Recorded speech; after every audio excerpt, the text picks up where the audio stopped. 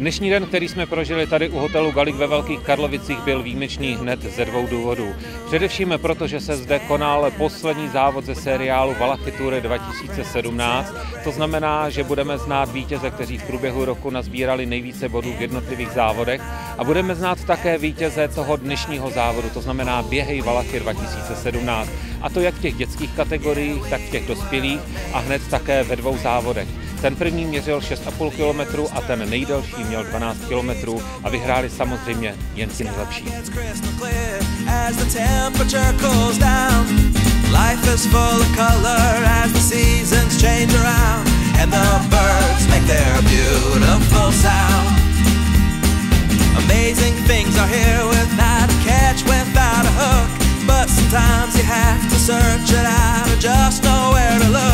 And in case you cannot find it, here's a song to you from me. Sometimes it takes someone's help so we can see that life right here, it can be good, and a good life, yeah, it should be, 'cause we were made.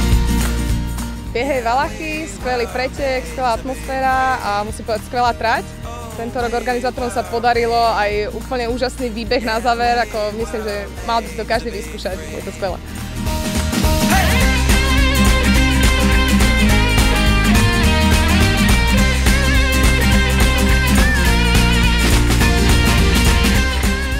Tak závod se mi velmi líbil, trať to byla náročná, kopce vytádlo, jsem takovou neběžel, ale jsem rád, že to dopadlo, jak to dopadlo a že jsem vyhrál. Když se mi to podaří, tak příští rok bych se určitě vrátil zpátky.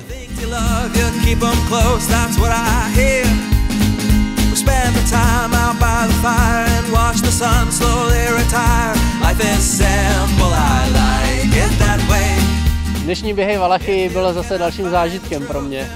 Vyběhnout nahoru mě zase až takový problém nedělalo, ale se běhnout to dolů v tom bahně, to byl teda velký masakr. Ale užil jsem si to jako každý závod Valachy Tour a budu zase na to dlouho vzpomínat, takže za mě dneska paráda.